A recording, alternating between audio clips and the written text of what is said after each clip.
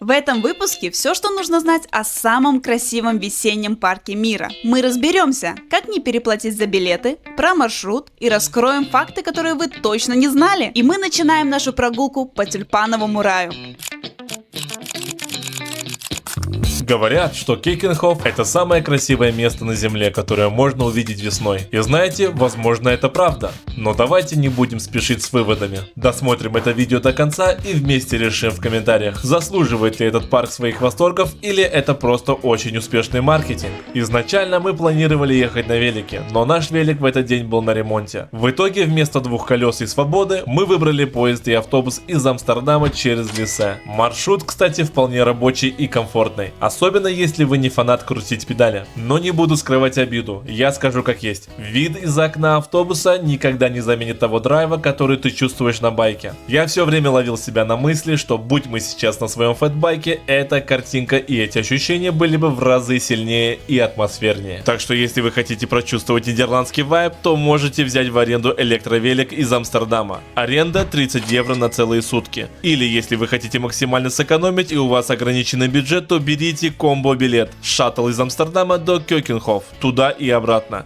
И плюс входной билет. Все это в одной цене. Стоимость 38 евро и 50 центов. Так, друзья, мы приехали на поле.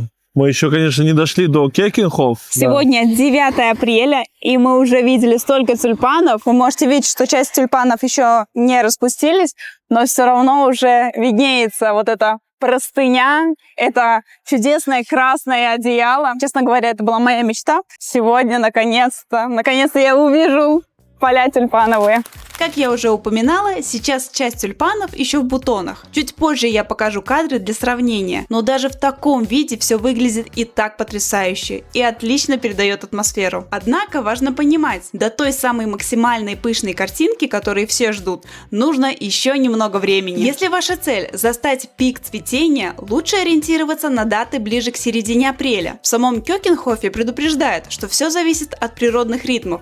В начале сезона парк радует ранними сортами, а основные тюльпаны раскрываются позже. В этом году весна в Нидерландах выдалась довольно прохладной, поэтому цветы не такие открытые в эти даты, как мы их видели в прошлом сезоне. Наш главный совет, чтобы не гадать, обязательно проверяйте актуальный Flower Report перед поездкой. Мы, например, подписались на Instagram Кекенхофа. Там они регулярно выставляют реальные фото и показывают, насколько распустился парк прямо сейчас. Это самый верный способ спланировать идеальный визит. Ссылку на их профиль мы, кстати, уже оставили для вас в описании под этим видео. Или смотрите в прикрепленном комментарии с другими важными ссылками. Просто красота. Очень красиво.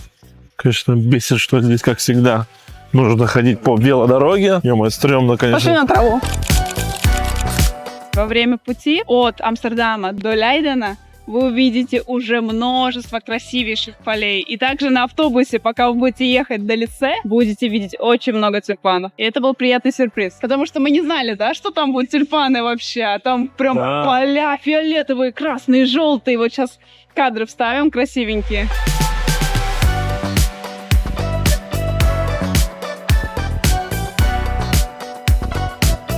Ну что, мы добрались до входа в Кекенхоф, и сразу хочется отметить, что парк начинает впечатлять еще до того, как ты в него заходишь. Мы еще не прошли через ворота, а вокруг все в цветах. Уже у входа чувствуется, что дальше интереснее и еще красивее. 21 евро стоит билет на одного человека. 21 евро, если вы покупаете онлайн, и 25 евро, если вы покупаете на месте. Ё-моё! Смотрите. Красота! Ё-моё! Смотрите! Очень красиво. Просто красота. Скажу вам маленький секрет. На самом деле цветы — это страсть Тамика. Больше, чем моя. Поэтому мероприятие для меня, а больше кайфует он. Я даже не знал, что существует вот такой тюльпан. Друзья, если вы не такие же великие эксперты в ботанике, как и мы, обязательно напишите в комментариях. Дайте знать, что мы не одни тут впервые в жизни видим такие космические сорта тюльпанов. А пока делитесь своим мнением, поддержите нас лайком и подпишитесь на канал. Вам это секундное дело, а нам огромная мотивация снимать для вас дальше.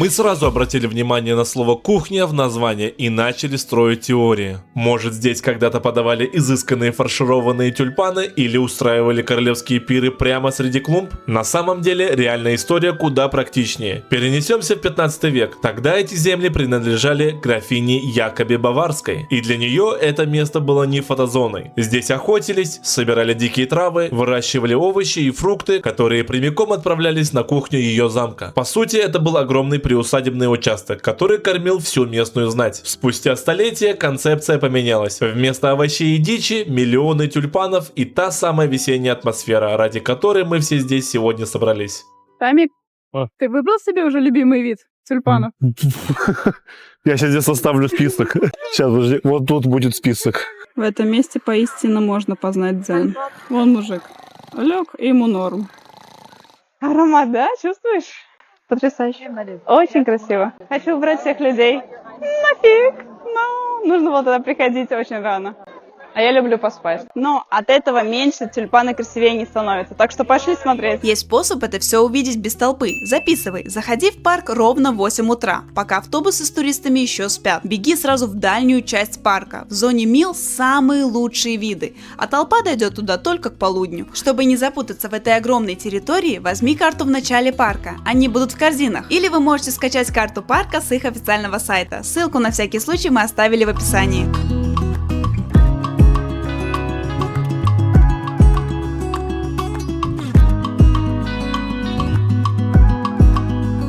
Нарциссовая роща. Как дорожка, которая уходит в лес. Будто можно по ней просто пройтись. Вау, Валюшка. Это что? Это типа как будто бы река, да, какая-то? Да-да-да. Там просто продолжение.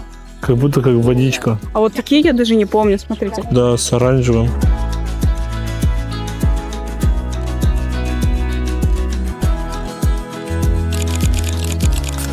И Валя тоже подметила. Кажется, что плохая погода, но на самом деле где-то в плюс, потому что было очень солнечно, было очень жарко, очень хорошо по температуре, и не продолжаешь потеть. Очень прикольно. Погода да, чудесная. Погода чудесная. идеальна. Потому что когда мы сюда добирались, было очень жарко. Современный Кёкенхоф, каким мы его знаем, появился в 1949 году. Его придумали не просто для красоты, а как гигантскую живую витрину для голландских производителей луковиц. И это был мгновенный успех. Когда парк открылся в 1950 году, в первый же сезон сюда приехало аж 236 тысяч человек. Представьте, какой масштаб. Сегодня сюда едут уже миллионы за красотой и весенней атмосферой. И мы идем смотреть дальше, что еще скрывает этот кухонный сад. Вот это красота. Я просто фанатею от цветов. Скажем так, лучше красочный, приятный по аромату мир, чем темный и скучный. Правда? Философия от Тамерлана. Ты прав. Я в начале видео, кстати, рассказывала про тебя, что это на самом деле твоя страсть. Так что Да. ты сам раскрыл эту же тайну. Не, я люблю. Эти мы Ребята, первый раз видим за весь парк, так что... я люблю цветы. Кстати, они похожи немножко на капусты. Друзья, здесь просто бесконечно. Бесконечно красиво. Эти запахи, я уже много сказал про запахи, но запахи просто обволакивают твой разум. И с погодой нам как повезло, да? Друзья, если вы планируете в Кёкенхоф, планируйте так, чтобы была хорошая погода. Я знаю, что это не заказать. 3 выходных мы уже пропустили, потому что у нас была плохая погода. Вот обычно в Нидерландах хорошо все с погодой, но почему-то эта весна, она немножко глючит. Вот в Нидерландах обычно здесь все окей. Как-то нам не повезло. Но вот сегодня вообще огонь. Прям классно. Лично скажу, что здесь хочется меньше говорить, меньше что-то делать. Просто хочется идти, гулять, смотреть, нюхать, потому что очень все приятно пахнет. Я хочу добавить тоже, что аромат дает свое влияние, я думаю, расслабляет, и поэтому просто хочется любоваться, смотреть. Да, Это такая терапия даже. Да? усыпляет, короче. Но что впечатляет по-настоящему, Кёкенхоф это не тот парк, который один раз посадили и забыли. Каждый год его буквально собирают заново, как гигантский живой пазл. Представьте масштаб. Каждую осень садовники вручную высаживают здесь около 7 миллионов луковиц. За каждой идеальной линией и каждым цветовым переходом стоит огромный труд. По сути, каждый сезон мы видим абсолютно новую версию парка, которая существует всего пару месяцев в году. Это делает момент еще более ценным. Вот рассчитывайте, что если вы приедете в начале апреля, особенно если были дожди и серая погода, будет вот так вот. Где-то вот красиво и очень красочно, а где-то вот еще спят цветочки. Я вот выращу у себя у дома такие вот, запоминайте. Смотрите, внутри беленький, снаружи бордовый, розовый, фиолетовый, кому какой-то цвет. И запах, смотрите, какой размер руки. Ой, огромные. Хотела тебя спросить, как тебе то, что часть клумб они не расцвели?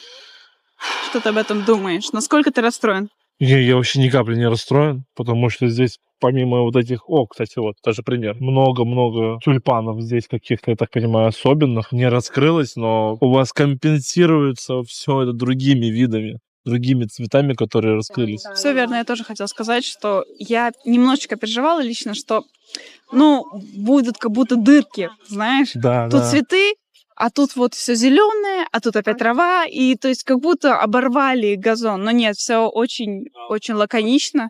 Они смогли рассадить так цветы, чтобы не было этих таких больших пробелов. Поэтому, мы смотрим направо, налево, и везде тюльпаны. Везде можно увидеть эту красоту. Вы обратите внимание на вот этот цвет. Смотрите, какой размер. Аромат. У меня рука. Они Очень. пахнут, они очень пахнут. Где этот вид? Вот, видите? Обалдеть. Красота. Тут просто нюхаться, не унюхаться. Да-да. Еще эти птички поют. Вообще кайф. С таким видом. Тамик уже упомянул по поводу погоды. Мы очень-очень благодарны погоде, потому что недели до этого была очень серая погода. Было очень хмуро, был очень сильный ветер, так что я одевала куртку, меня просто сносило по лестнице, когда я поднималась на судно. И сейчас, смотрите, мы вообще в летней одежде, солнышко светит, тюльпанчики растут, плюс 21, вообще классно.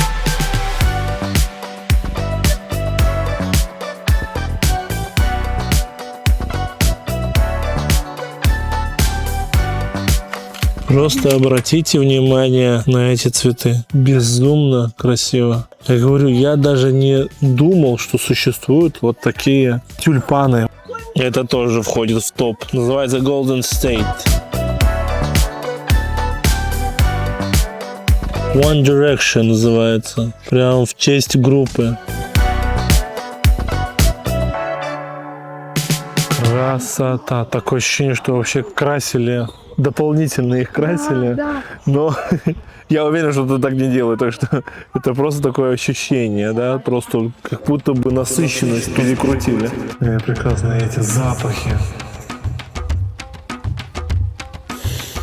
Кстати, ловите факт. Тюльпаны – это вообще ни разу не голландская история по происхождению. Свой путь они начали в горах Центральной Азии, а потом стали настоящим культом в Османской империи. И только в конце 16 века добрались до Нидерландов. В 1593 году ботаник Карлус Клузиус привез первые луковицы в Лейден. И понеслось. Представьте, какой путь проделал этот цветок от диких восточных гор до главного символа Нидерландов. И масштаб этого переезда просто поражает. Итак, вот смотрите, мы пришли в одно такое место, и именно по этой дорожке они еще не распустились. Выглядит это вот так. Такие недозрелые капусты, давай скажем так. И вот Валюшка. Надо просто в один момент сесть, любоваться, слушать птичек и получать полное удовольствие от этого. Как бы не сказать, что прям так все критично, но это конкретно вот по этой тропе. В основном все открыто, все распущено, все цветет. Сейчас мы сделаем круг и потом пойдем покушаем. Как оказалось, здесь еще есть ресторан. Просто, да, размер. Великолепно. Как тебе размеры вообще вот эти вот? Обожаю. Невероятно. Я только здесь, кстати, увидела вот в Нидерландах вот такие тюльпаны. Они растут вот так вот ровно, а потом раскрываются, как роза, как одуван. Даже не знаю, как описать, но они очень пышные. Пока гуляли по парку, все рассматривали и снимали, рестораны на территории успели закрыться. Но, как оказалось, расстраиваться вообще не стоит. Буквально в 15 минутах ходьбы от парка есть разные ресторанчики и кафе, так что без еды вы точно не останетесь. Мы в итоге тоже удачно зашли в одно место, и там впервые попробовали японские пельмешки в салате. Честно, сочетание для нас было довольно неожиданное, но оказалось очень даже интересным. Так что, если вдруг вы, как и мы, не успеете поесть в самом парке, знайте, что рядом тоже есть хорошие варианты, где можно спокойно остановиться и перекусить. Ну что, друзья, наш день в Кекенхофе подходит к концу, и знаете, даже без фэтбайка и с этой капризной голландской весной, место все равно оставляет сильное впечатление. Стоит ли сюда ехать? Однозначно да. Хотя бы раз в жизни это нужно увидеть своими глазами. Но наш вам совет: проверяйте погоду, следите за актуальными отчетами о цветении, и если есть возможность, все-таки берите 2 колеса. Так это приключение точно заиграет совсем другими красками. А теперь главный вопрос к вам. Как считаете, стоит ли этот парк того, чтобы ехать сюда со всего мира? Или это просто очень раскрученная картинка для соцсетей? Пишите честно, что думаете. Обсудим это в комментариях. Спасибо, что провели этот день с нами. Ставьте лайк, если прогулка вам понравилась, и подписывайтесь на канал. Впереди еще много честных маршрутов и путешествий. Увидимся в следующем выпуске. Пока!